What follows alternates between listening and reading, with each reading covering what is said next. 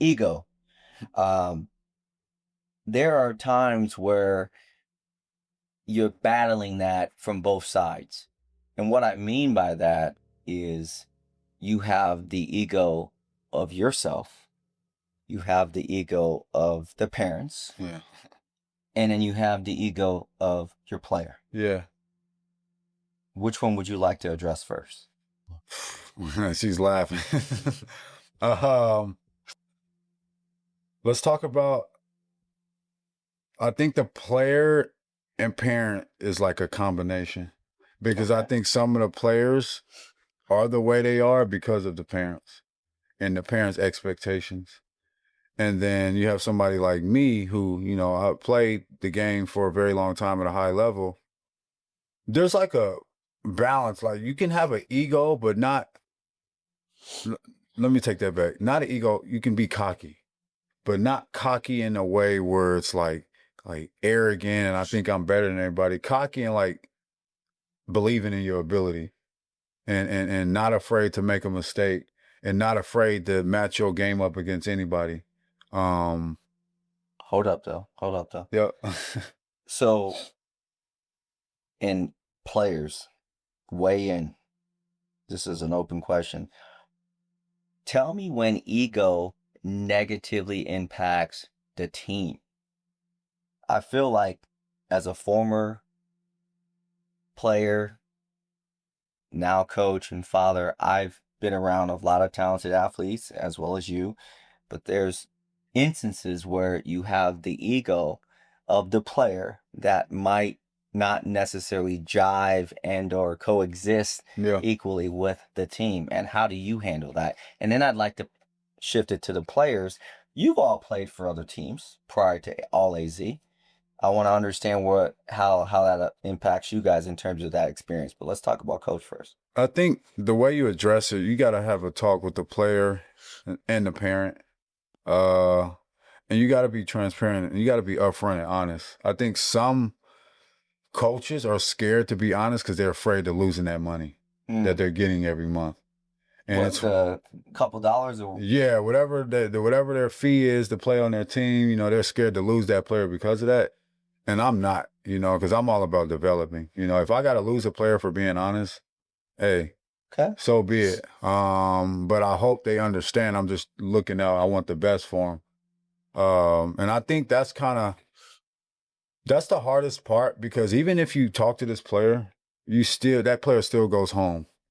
And then some of these parents are very stubborn and they have their way of thinking. And there's no matter what you say to them, they're it's going through one ear and out the other.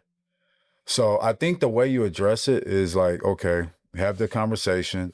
I wouldn't necessarily say it's a warning, but if I feel like, okay, this is going to trickle down and affect the entire team, you might have to let that player go. You might have to fire the player. Yeah, and the parent. You don't want to do that because it's like it's not the player's fault. Right. He or she are only going off what they get from home. And, later down the road, that player might eventually wake up like, man, like coach was right. Mom, dad, grandpa, auntie, they've been too involved and they're like kind of stunting my growth as the development side of it. And that's where that mental part kicks in where I've always talked about. So it's not easy because they're still kids and you got to kind of watch how you say it because if you say it the wrong way, they could take it the wrong way and they could put in their head like, oh, coach doesn't believe in me anymore. And it's not that at all. It's just me trying to help them understand like, hey, it's okay to not be the best player, like you're playing with other good players, and nothing is wrong with playing a different role. That's growth as a player. And that's showing like, I can play this way, but I can also be the man at the same time. And if you want to be successful and you want to get to that next level, you have to be able to play with other good players and adapt. Because if you can't adapt, it's going to be extremely hard. How many? No names. Yeah. How many parents, players have you had to part ways with or fire? I haven't had to part ways with anybody yet. I have some good parents, and you You have some parents that have their ways. So zero? You not I'm not one? gonna say zero right now. Okay. I think that I've been able to. Uh, I've had a few parents that I've had conversations with, and not easy conversations, but I think because of my background, they respect it and they understand that I want what's best for the child. Okay.